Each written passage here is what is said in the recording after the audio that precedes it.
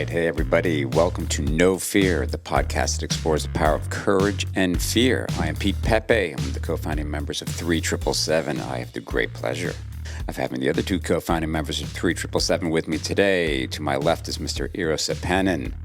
Yes, and directly across from me is Mr. Jeb Corliss. Alrighty, now today's subject, we are going to be talking about overcoming fears. Now, this is a cool subject because fear is a primal instinct. It is something that we have grown. It's been part of our evolutionary need for survival. But a lot of people actually let their fears control them. And what we kind of want to be discussing today is actually how you can break free of that and you can control and use your fear to your advantage. So to dig a little deeper into this, I want to get Iiro's perspective and let him talk a little bit more about fear. I think it's interesting, like you, as human creatures, we are only born with two fears. So we're afraid of loud noises, and then we're afraid of falling. And that's why all the babies grab their parents' fingers and make sure that they don't fall from their lap. And everything else we've learned somewhere along the way. It can be either like a traumatic experience, or it can be something from our parents, or story, or even a movie. And usually, like I remember this from my school, so everything that you can learn, you can also unlearn. And that kind of works for fears as well. So not to unlearn them, but maybe program your brain a little bit different, that the fears has less effect in your life. And okay. yeah. Well, look, that's awesome. But I before we unleash Jeb, I want to get your perspective. We'd spoken about this a little earlier, and we have kind of been throwing around this theme about Jaws. Yeah. And we're not talking about the surf break. We're talking about Jaws as in the shark. Yeah, no, that whole movie traumatized me and everyone from my generation. So I couldn't swim in. I'm from Finland and we have lots of lakes and we don't have any sharks there. But I didn't want to swim in the lakes because I was afraid that had in my mind I had that da-dum, da-dum, da-dum, that something is going to come and bite me. And actually it affected my life because I started to avoid some things. And when I went to warm waters where I know there could be little sharks and I didn't want to go there in the water at all. And I started to avoid it. And in some ways, like my world started to shrink only because I watched the movie like 5-7 years before. And it was remarkable how much it affected my life. And then I heard like gradual exposure therapy, where you start slowly progressing towards your fear and taking baby steps towards them. And I realized like I had to get out of the fear of sharks. And I started to study what would be the least dangerous sharks that you could interact with. And I found out in Bahamas they had this place where you can go and you actually feed sharks underwater. There was a mind-blowing concept for me before, but now it was about to become my reality. And then I joined that group, and then I stand way further back. And there was this, I thought he was so brave and he had so much courage. There was this guy who fed like reef sharks at the end of the stick. And that was my kind of first exposure for sharks underwater. And I realized that they are not these kind of a mindless beasts that our movies and the media makes it out to be. And I slowly started to progress. Like then I hired like the whole boat, and I wanted to be the guy who was feeding the sharks. And then slowly actually in this phase, I think we lived around year 99, and I wanted to do more shark experiences. And by coincidence, I went to Norway and to Iraq. My passion was base jumping. And then I was in Iraq. I was just heard around the corner, and then I almost died. And I was like, what is that story? I went closer, and there, look and behold, there was Jeff standing. And we started to talk about base jumping, and we struck up a friendship. And besides base jumping, he started to talk about his passion for sharks. And I've only done a few shark dives, and then you had already told the world and dive with them. And something that I was so afraid of before, I didn't want to go in the water. Now that kind of a door had opened, and I realized like, okay, here's a doorkeeper for these adventures like underwater. I got to say something. I'm not going to let you off the hook so quickly. I'm going to pause on him for a second. Wait. So you watch Jaws, you're a kid, and you grow up and you're freaked out by sharks. Absolutely. But what in your head then gets you to go, fuck, I'm going to go feed sharks and swim with them? Like what prompted you to do that? What was it basically like, hey, I have a fear. I've grown older now. I want to start conquering these fears. So I'm going to pick one of the things I'm most fearful of, and I'm going to face it. I'm going to face that fear. Like, I think it comes there because I was quite a scary little kid when I grew up. So I had a great imagination, and I could like imagine or make all my fears even worse because I was thinking them so much, and they just get growing and growing in my mind. And at some point, I'm always writing a bucket list of the trims that I like to do. And lots of times that I write my bucket list, I want to do, if I had more courage, I'd like to do this. I'd like to like swim in the waters without being afraid of sharks. And then I started to analyze it. Like a lot of these fears, when they live in your head, once you write them down in a paper, I realized like first I have to acknowledge what I'm afraid of. It's sharks. And then I can say, is it a justified fear or not? Or is it just something that lives in my head? And yeah, sharks can beat you and that can happen. So there is like a reason to be afraid of that. But should I be afraid when I swim in a lake of the sharks? Obviously not. So now this kind of a fear started to interfere in my life too much and started to affect. And like I said, I felt in some ways, like often happens when you have fears and especially phobias, that your world starts to shrink and it limits all the things that you can do. So I think that was kind of like I needed the catalyst. It's worse that I acknowledge that I have this fear, and then it's a decision as what can I do? I have to take action to go and get over those shark fears. And it wasn't easy. It was very gradual and it was a slow process. And then in the end, like I was traveling the world with Shep and diving with man-eating sharks, like from great whites to tiger sharks and bull sharks. And something that I was so afraid of, something that I never thought I could do, I slowly learned to enjoy it. And it became one of my passion. And not only that I was not afraid of sharks, I started to love them. And I became a big like active supporter of sharks and trying to educate people about the importance in our oceans, that people wouldn't slaughter them for no reason. Yeah, that's amazing. I mean, it's really cool that you were able to turn that fear around that was such a negative aspect of your life and then turn that into something that's so positive. And then again, on top of it has a message. You're right, sharks are amazing. What an amazing creature. And they've got, unfortunately, because of that movie, they've been deemed such an evil creature. And it's like, it's become such a misunderstood creature. I mean, of the ocean. It's such an amazing beast. It's fucking cool. Well, media loves monsters, and this is like the last kind of monster that lives in the ocean and can actually eat human beings and does. It's one of the last few predators that actually does attack human beings every now and then. And anytime it happens anywhere in the world, they love to blow up that story. So like, for instance, we're hearing stories in California about shark attacks in Australia. Why is that? Like, how is that beneficial? I mean, how does that mean anything to us, right? It doesn't. We don't hear about bee sting deaths in Australia. They're having them. Now that you mentioned it, you might know. but the point is that's why people have such a skewed fear, because whenever a person gets attacked by a shark, you hear about it. And it's very terrifying, the idea of being eaten by something. That's a primal fear deep inside a human psyche, because we used to get eaten by things a lot. And then as we developed technology and as we created societies and as we wiped out our predators, all of a sudden that didn't become something anymore. We don't get eaten by predators. Yet when you're in the ocean, every now and then, on very rare occasions, a shark will eat somebody, and that freaks people out. And it's funny because, yes, it happens, but people don't realize how rare it actually is. So that's where like the managing or understanding true risk comes in, right? So if you took a list of things that kills people like around the world, shark attacks are underneath getting killed by coconuts. Vending machines also kill more people than sharks. Vending machines kill more people. More people are bitten by people in Manhattan alone than are from sharks around the world. So once you start understanding that, you start realizing that yes, sharks can be dangerous, and yes, under certain circumstances they can attack people, and yes, sometimes they do. But it's so rare that it's not really something to be scared of. And that's what's interesting, because Iiro went through a process of being scared of sharks and overcoming it, and I did too. Everyone does, because you are told by the media that they're scary and dangerous, and our movies do show them as man-eaters, and you do think of them as monsters.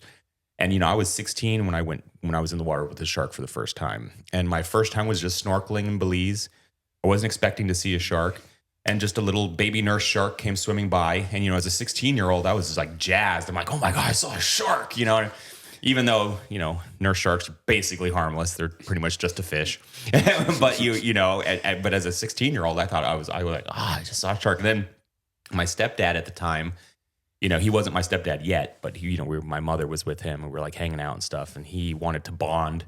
So he asked me if I wanted to learn how to scuba dive, and I'm like, oh yeah, sure. That sounds like fun. So I went diving, and I died, but we'll get into that some other time. But Oh, that's right. Yeah, both sank and I drowned, and I literally died. But in any event, then I ended up like surviving, and then I went diving the next day, and I ended up not dying the second time, and then I ended up really liking it. And then we found out there was a shark dive not too far away from where we were, and he was like, "I bet you wouldn't go shark diving," and I'm like, "Let's do it. Let's see." And we went, and I fell in love with him like right away, and then I spent like literally that's what my life became. It became traveling around the world diving with sharks. So from 16 till I started base jumping, which was 21, was my main thing, was diving with sharks. So now, I've been now with the shark thing. So when we have Eero's side of it. Now with your side of it, was at first did you have that fear with the nurse shark, or when you first started getting into it? No, not really. Sharks were, I would say they excited me. I was never really scared of them. Like they weren't something, I mean, before I saw that shark, I had like a fear that everyone has, just like, oh, it's a shark, they're dangerous. You just think that. I wouldn't call it a fear. I wasn't like, I didn't avoid the water because they were in it. I wasn't worried about them or thinking about them. They didn't really enter my mind. It wasn't something I thought about. But when I was in the water and I saw one, I got super excited. And I don't know if I would call it fear. Because now fear, I have such an understanding. It would be hard to call it that. It was definitely excitement and maybe some fear the first time. But after that, I don't. It's funny. I'm not scared of sharks. Like sharks don't scare me. So never. Let's list for both of you what sharks you guys have been with. I know, rattle off the list, but the bull sharks, the great whites. Well, you start with the most dangerous. Iiro and I were great white sharks without cages. I mean, nice. we dove great white sharks, no cages, and we were in the water with a 16-foot great white. All of us touching at the same time. I mean, we've spent quite some time in the water with great white sharks. Tiger sharks. I mean, we've been on many trips all over the world, in Fiji, in Bahamas. I mean, in the water with I've been in the water with up to I think 12 tiger sharks at once with no cages. Wow. And we've spent countless hours underwater with tiger sharks, bull sharks. Again, I've spent days of my life in the water with bull sharks without cages. Great hammerheads. I mean, tons of great hammerheads. Every kind of reef shark, white tip, silver tip, black tip, gray reef, Caribbean reef. Yeah, it's almost like a list. Like when you're afraid of something, your world shrinks. But when you find your passion, your world expands. And that's what we were doing with Jeb a lot of the time. So it was amazing. Like we were just picking the most beautiful shark diving destinations and went for it. And we learned that all these different shark species have different personalities. When we were with great whites, you kind of go underwater them and you can see all the scars and they're like black eyes and they are like menacing. They're stalking you. Yeah, they are truly the predators. You can see that they constantly thinking the ways to eat you.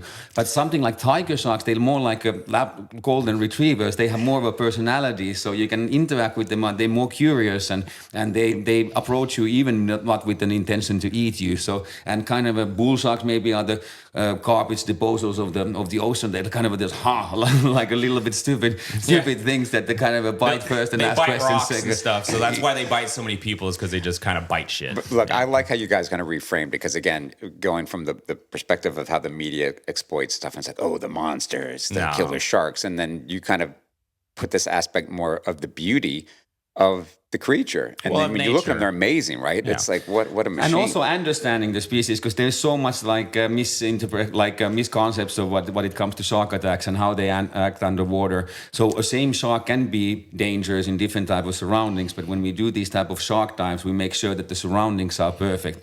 And something that you have to know about sharks, they hardly ever attack underwater. They usually, what they do, they go up in the surface, and that's where all the fish that are dying or are sick are going. So same shark can be quite dangerous on the surface, but when you're scuba diving underwater, they don't really react to it. And because they see you as an apex predator, you have a very good explanation why they don't attack humans. Well, it's also they're stalking predators. They like to sneak up on their prey. And that's why a lot of fish have what are called false eyes. So if you see fish, there's these little spots on their tails, and what that is it's to try to convince a shark that they're seeing them. So if a shark's purpose isn't to kill the biggest, strongest thing in the water. Their job is to kill the sick, dying, and weak. That's what they're there to do. And they're also there to sneak up on their prey. If their prey is strong and healthy and sees them, they don't want to waste the energy in trying to catch them, because it's just, they have to be very efficient in how they use the energy. So they're not going to waste their time going after the biggest, strongest stuff. So that's part of it. So a big part of this is they like to sneak up on you. So there's certain rules that you have when you're in the water with sharks. And the number one rule is keep your eye on them. You got to keep, like, I always say that, people, they never believe this, but it's true. Crossing the street is more dangerous than diving with sharks. And you have to follow a certain set of rules when you cross the street. Like, you have to look both ways, make sure a car isn't coming before you put your foot into the crosswalk, right? If you were to just close your eyes and walk across the street, you're probably going to get hit by a car. I mean, it's pretty simple. And sharks are very similar. If you don't look at them and you don't pay attention to them, well, there's a good chance they're going to bite you. I mean, that's just all, they'll sneak up on you and do it. So, but as long as you're making eye contact, normally they don't want anything to do with you. They're not interested in attacking you if you're staring at them. That actually kind of scares them. But a great way, like what Iiro's talking about, is I always say, when we were doing great white sharks, it was very fascinating to see how scared of us they were. And I always kind of wonder, like, why would a 16-foot apex predator be terrified of us, like these little tiny humans that are, pretty, we swim really slow and are kind of helpless in the water. So why would it be scared of us? And I started thinking, imagine you're a 16-foot great white shark, right? And you're just cruising through the water, and all of a sudden you smell blood. And you're like, whoa, let's go investigate. Maybe there's something to eat. So you start heading towards the blood, and all of a sudden you're like, wow, there's a lot of blood. Because when we pour blood, we pour tons of it. Like, we are pouring so much blood in the water that it's enormous amounts. So the shark instantly is like, okay, this is an enormous amount of blood, meaning I'm coming into another predator. I didn't put the blood there. So there's something that's going to be there, right? And they're not sure. Is it a bigger great white? Could it be a killer whale? I mean, what am I coming into? Because 16-foot great white's a massive predator, but there are bigger ones, So as he's coming in super concerned. Like, okay, what am I coming into? And then all of a sudden, as he's coming into the blood, now there's this little person in the middle of the blood just staring at him, not scared, right? And if you imagine when great white sharks approach things, right, as it comes towards something, that something moves. Things get out of a shark's way. Like, that's all there is. If you're a 16-foot great white shark and something smaller than you and you're coming at it, it moves out of the way.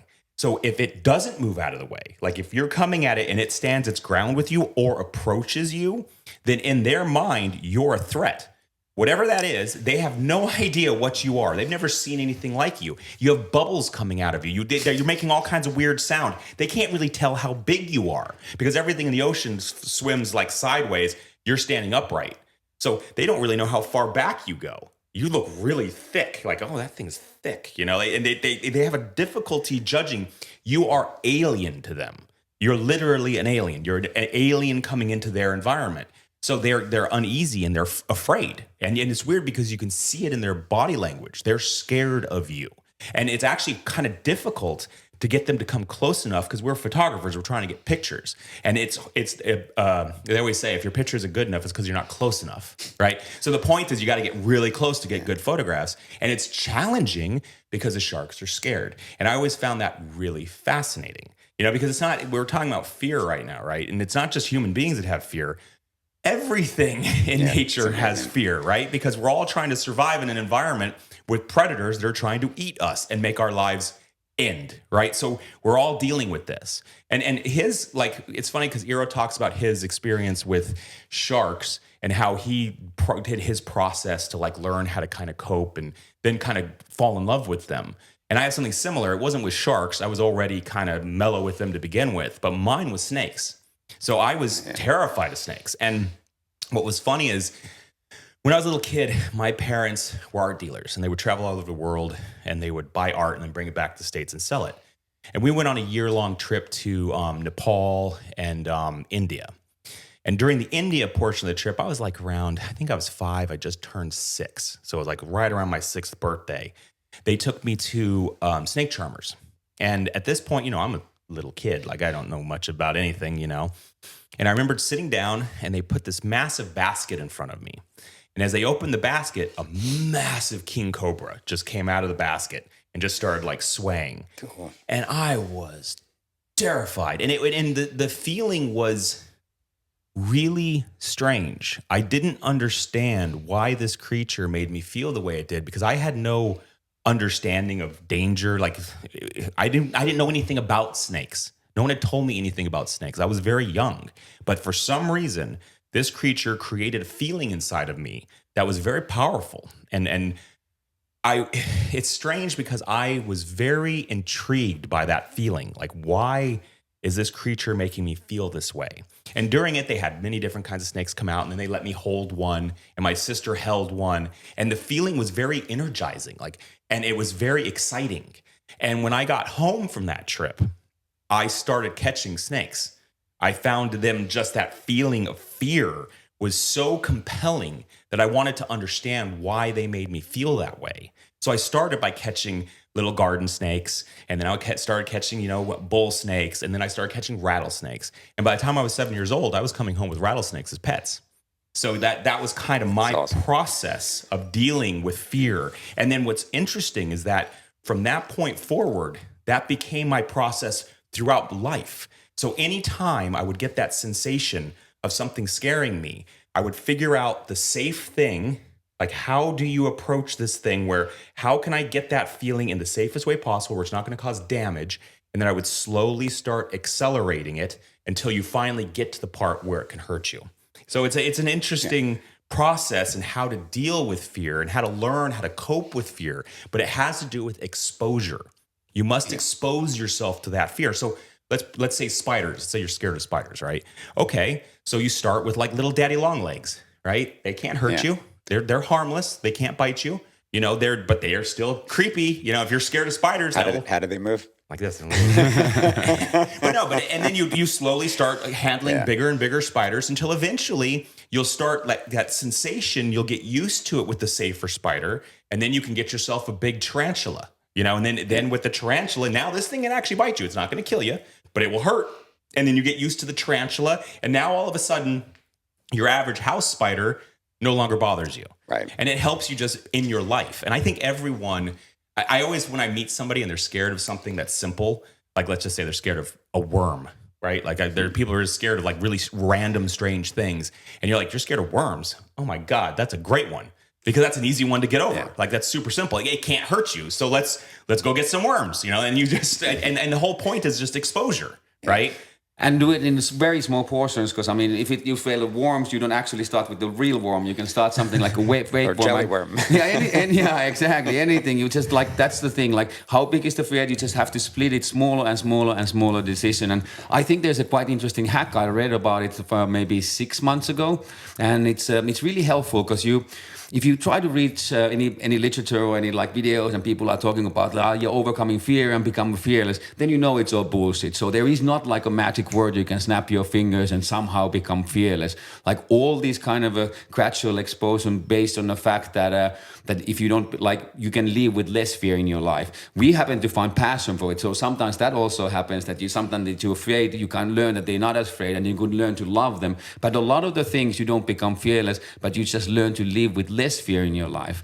And I think there's an interesting hack how you can do it, because I think you tapped it in a little bit when you were talking about whether you were afraid when you started to first time shark dive, and you said maybe it was an excitement, when maybe it was afraid, but that's the whole thing that they figure out a brain hack how you can get over your fears, because the physical reaction of being afraid, your heart is pumping, you get sweaty palms, and all those symptoms that you were describing when you saw the snake for the first time.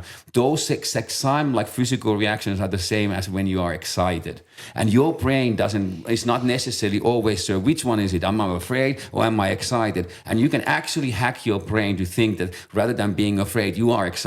That's why when anyone goes on the stage and you say okay, this is going to go well, and I'm excited to go there, rather than, oh shit, I wonder what they're going to be telling me. So that's a really good hack, and you can combine it with kind of a mindfulness and also practice of vision. You give your brain a reason to tell why you are excited. It's just not that words. The brain is not going to believe you if you say, hey, I'm just excited. But you actually have to tell your brain why I'm excited. For example, if you are afraid of flying, and then you sit on the plane and you start getting those symptoms of being afraid of something, so you have to kind of think that you already, before you go on that plane, you have to visualize that the reasons that you go on a plane, the reasons that you conquer this fear and take an action is what waits you on the other side. It's maybe you can get excited about walking on the beach with your friends, or maybe you can get excited that you can have a wonderful roller coaster ride and wherever you're going to go. So then that is the reason why you get excited. So next time you're going to be on a plane and then you start feeling those fear symptoms, you count backwards from 5. You go 5, 4, 3, 2, 1. And what that does, it changes your thoughts from other side of the brain, from being afraid into something that you kind of reprogram and rehack. And when you say like 5, 4, 3, 2, 5, well, I should count down from 5. Let me try this again. He's totally confused his mind, so he's not afraid of anything now. So you go for 5, 4, 3, 2, 1. I'm excited because I can't wait to meet my friends once this plane lands. And it works. It's going to alleviate the brain. So I think it's important that I want to give a little tool to try it in these situations. Well, like I think that a big part of it, I mean, I'm sure that that's very helpful. But in my life, what I've noticed is facing small fears, right? Because this is the thing. When you start with a snake, for instance, your first fear of that little garden snake that isn't actually dangerous, that fear is real regardless of how dangerous it is. You're still terrified of it. So you're still facing a very powerful fear inside of yourself, regardless of the danger that's involved. So by facing that fear, right, you start learning how to cope with that sensation. You get the sensation, you cope with it, you deal with it, and then through exposure, it starts becoming less, right? And then you up it to the next kind of snake, which is a little bit bigger, a little more dangerous. It can bite you, it can hurt you. Okay, now the fear is just as strong as it was with the first snake, right? But again, you'll slowly start getting used to that sensation. And the reason why it's important to overcome that fear is because it actually carries over into other fears in life. So every single time you get an opportunity to overcome a fear that isn't actually dangerous, it's great opportunity to train yourself how to deal with the other fears in your life that do matter, right? So the best way I can say is this. When I started base jumping and started facing actual, genuine, life-threatening risk that can kill you, all of a sudden, the rest of the fears in my life melted away.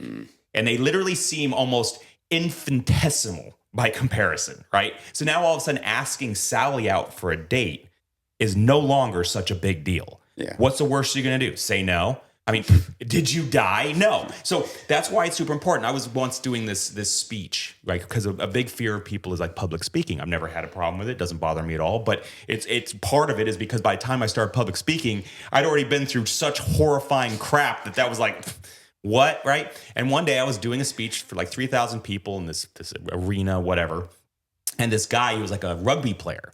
And he was the one who was announcing me. And as we're behind stage, he's like, man, I'm so nervous. I'm like, really? He's all, you aren't? I'm like, no, why would I be? I'm like, what's the worst going to happen? What, I say something wrong? Who cares? I mean, it doesn't matter, dude. It doesn't make any difference. I'll do the best I can do. They'll either like it or they won't. And he's just like, oh, dude, I'm freaking out right now. And I'm like, you're a rugby player, man. You're in front of people all the time. He's all, it's different when you're talking. I'm like, yeah, whatever. But it was just a fascinating, interesting thing. So that's what I've noticed. I've noticed the reason why it's important to face the fear of a spider, or face the fear of going on top of a ladder, or face the fear of asking Sally out for a date, or face the fear of anything you have, is because it will help you in the other parts of your life where it matters, where it's important, right? Where now all of a sudden you're facing your boss, and your boss is kind of on you, and you need a raise because you need to pay your bills and raise your children and take care of your life and your family's life. Those are important fears. Those are things you need to be able to deal with. And you've dealt with all the other little fears or other fears that aren't that important. It will help you cope in that situation because you've felt it before. You've experienced it before. You've overcome it before. And that's why you do it. That's why you go on the skydive. You go do the tandem, not because you're, I'm jumping out of an airplane. No, it's because it's scary, right? And it's a controlled environment. And the feeling is something that you can then understand how to cope with and deal with, so that when that faces you somewhere where it matters, you can do it. And it shows you can do it. And that's important. It's important for you to know inside yourself that you can face fear, that you can overcome fear, and that you can control fear. And that's why I think everybody needs to step out of their comfort zone and do things that scare them. Period. Because unfortunately, humans they try to avoid things that frighten them, and they try to avoid things that cause pain. And that's built into our DNA. We don't want to feel pain and we don't want to feel scared. But once you do feel those things, it really does benefit your life and it makes you stronger, which at the end of the day is what we all want to be. Yeah. We want to be strong, we want to be capable, and we want to be able to deal with whatever life throws at us. So that's why, for me, I think my life has been very fear driven.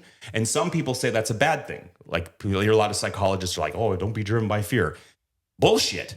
You should be driven by your fears. Those things are things you should be facing and literally trying to deal with. And this is the thing, you're never going to have no fear. It doesn't work that way. We all have fear. I'm scared of friggin' everything I do. But that's not the point, right? Courage comes from doing things that scare you. Literally, you cannot have courage without fear. If something doesn't scare you, it doesn't take courage to do it, right? So I think one of the reasons why people really like courageous people is because they see, oh my God, they emulate that. They wish they could do that. And I can just tell you right now, you can. I'm not special.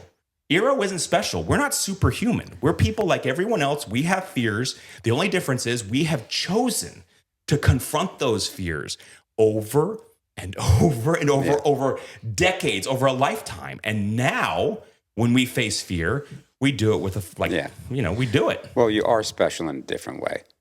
I mean, we've discussed we're crazy, but yeah. But here, to throw just into the mix, just for me listening to you guys, telling the stories, I started getting this interesting aspect of knowledge and the fear of knowledge, which would be the fear of the unknown. And it seems like with the sharks, with the snakes, with certain aspects of certain fears, it seems like a little kind of key component to it is knowledge. Yeah. And where people are scared of something because they don't take the time to educate themselves on it, right? Often people say that the biggest fear, that the mother of all fear, is uncertainty.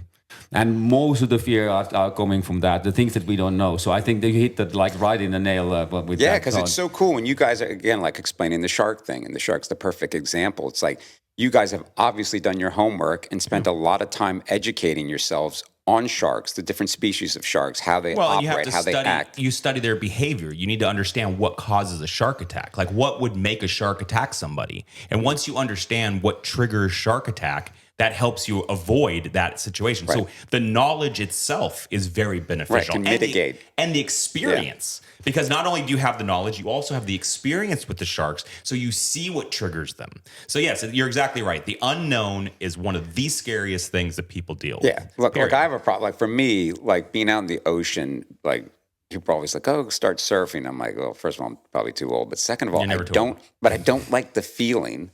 Again, this is a fear for me. Something under you. Fuck. Yeah. But if you guys said, let's go shark diving, I'm like, hey, I'm more down for that so that I can see what it is. Because the I'm seeing, as opposed to the unknown of oh shit, what just rubbed against me? I'm defenseless. Yep. I don't have I at least want an opportunity. You know what's really funny is that with all my knowledge of sharks, the one thing that I do understand is that being on the surface is the worst place to be. And surfing is one of the but this gives you an idea of how undangerous sharks, that fact they're not that dangerous because they don't attack surfers very often, but they do sometimes. But the reason why surfers and swimmers, like surface swimmers, are the number one groups really who are getting attacked is because they flop around on the surface and they're not making eye contact with the shark.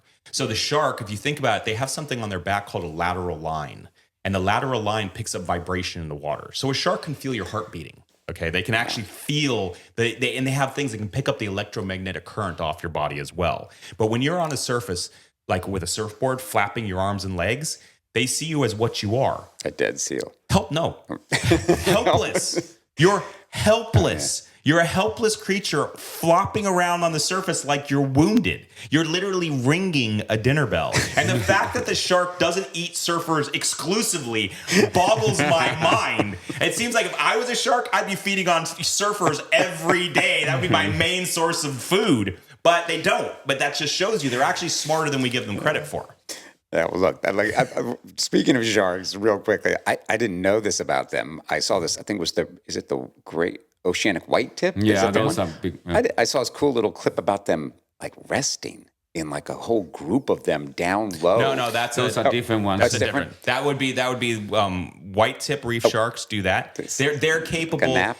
There are some sharks capable of pushing water through their gills. They're one of them. So they can sit on the bottom without And they're moving. kind of resting, right? Yes. Wow. But then there are actually pelagic sharks, ones that cannot do that. Like they actually have to constantly keep swimming to keep like water flowing through their gills. But what they'll do is sometimes it's something like there are certain types of sharks that will go into caves where current is running through. And they'll stick their pectoral fins into the rocks and let the current go through their mouth. In and Tahiti, they'll we rest. see that like there was in those atolls or something, and there were 50 sharks, and they were kind of resting in the current. It was interesting to see. Yeah, gray reef sharks will do it sometimes, but there are sharks that can rest on the bottom, though. Like lemon sharks can rest on the bottom. And white tips can rest on the bottom. But there are certain species that can't rest on the bottom, but they will actually find currents where they can just have it pumped through their gills to give them a little rest. Yeah. And the shark species you mentioned, oceanic white tip, that's the only out of those like man-eating sharks that are out there that we haven't done it yet. Everything else, It's on the list. Yeah, but those are the pretty... ones. I think you can go like Egypt somewhere to Red Sea, and those are the sharks that every time you have a shipwreck and there's like 1,000 people in the water, and then the next day out of 48 hours, there's like 400 of them have been eaten alive. So those are always oceanic.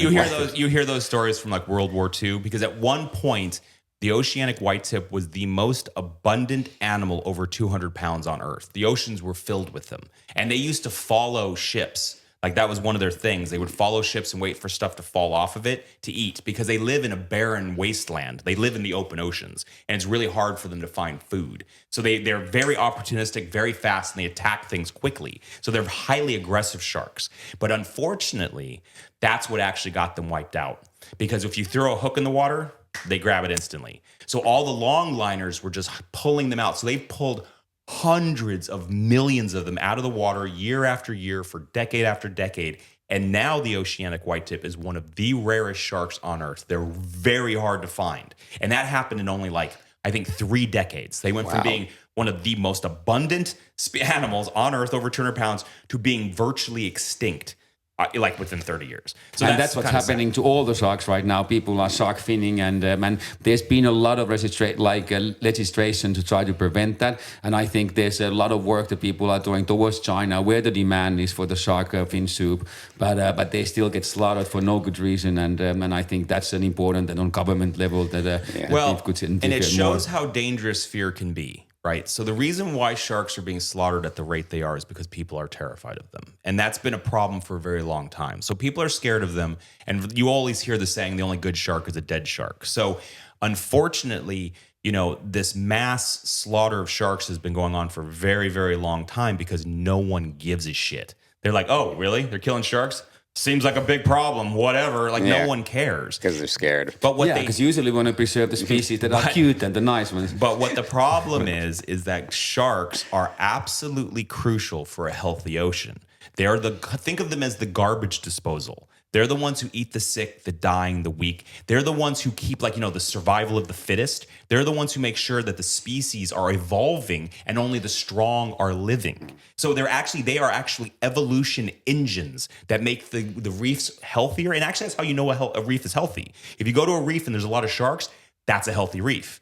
If you go to a reef without sharks, you're not going to find a lot of fish there either. The reef is dying. Because what happens is you need the apex predators to keep everything healthy and regulated. So unfortunately, our fears are causing the destruction of the oceans that we all need to survive. So that's why fear is you got to always balance like fear. Because if you have too much fear of something, and human beings, when we're scared of stuff, we wipe it off the face of the planet, which is a big problem.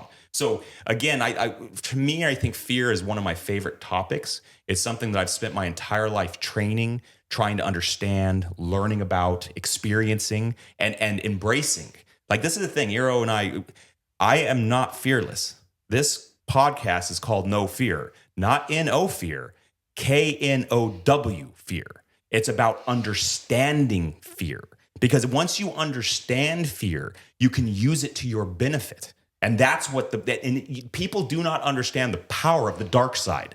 Like, that's literally the truth. Like, once you understand fear, you can use it in your life to benefit your life. And I know that Iiro and I, the amount of living that we've done and the amount of things that we've experienced because we've faced our fears is mind numbing. It's remarkable. Like, I've lived 10 lifetimes in my one, because I was willing to go out there and do the shit that scared me. You know, and I see people and I just look at them like, dude, go out there and do what scares you. If I meet someone and they tell me something they're afraid of, I'm like, let's go do it. Like, whatever it is, like, I will help you. I feel fortunate because I'm really good I've learned over decades of time how to deal with my own fear, but I'm also really good and I really enjoy other people's fear. I actually think That's a little sinister. It's a little sinister. No, it's good not though. joking. No, because it helps him. Like Iiro, we would go on base jumps and I would see that he wasn't scared enough. So I'm like, okay, what do I need to do to help him really experience this to its absolute? And you're already doing like most dangerous sport in the world. Like, how do you scare him even more? By the way, I know that there's some bears in the landing area. And there were. See, I like, what the fuck? I like Why only. would you say that now? Only for Iiro. I like for everybody else. You're like, do not base jump or wingsuit because you will die. But Iiro, here, let's amp it up. No, but how I always do this, it's like, yes, my first thing with everyone when they say they want to get into base jumping is don't do that. Like, my goal is to talk a person out of it, period. But if I can't talk you out of it, there was no talking him out of shit.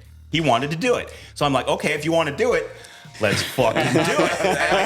If we're going to do this, let's do this. And guess what? It's going to be fucking scary. It was always scary.